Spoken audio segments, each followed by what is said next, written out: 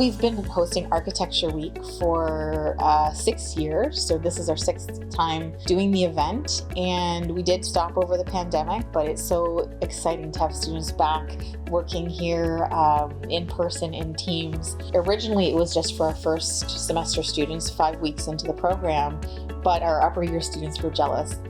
And they said, why aren't we involved? And so what we did was we made it an all-school event. So we have between 200 and 300 students in architectural technology participating in Architecture Week.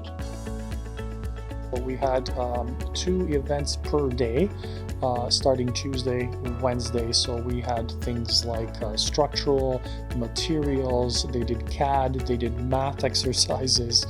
One of the exercises that was a lot of fun, and I participated in that one, is where they actually built about a 12-inch long bridge out of popsicle sticks and rubber bands.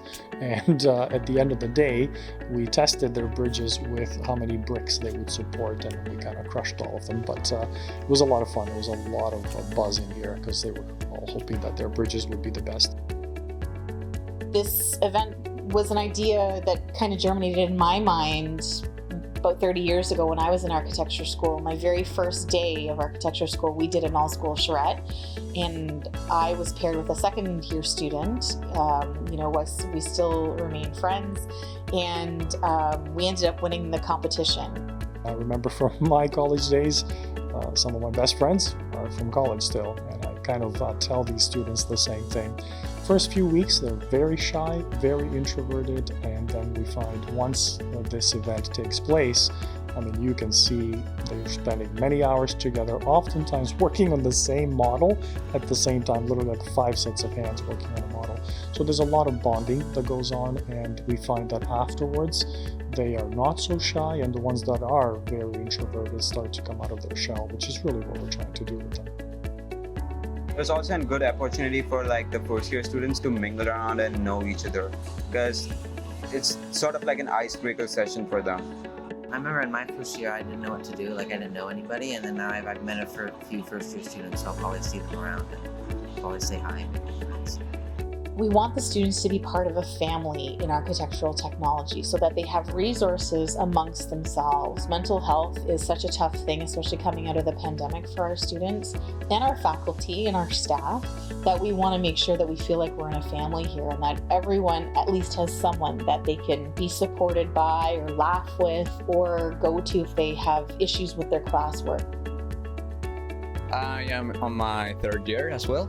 I love working with a first year student.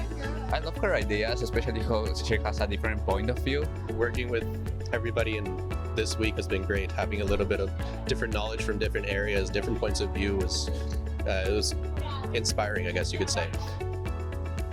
We have a lot of 17-year-old people here who are just starting out, so it's pretty tough, and I think this really helps them sort of figure out that this is the place for them, this is the school for them, this is the program for them.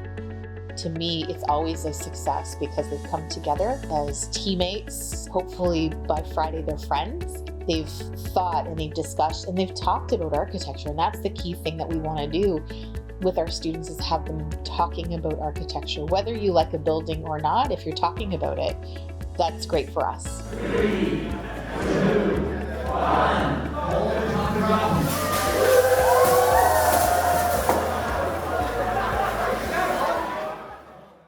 Sheridan.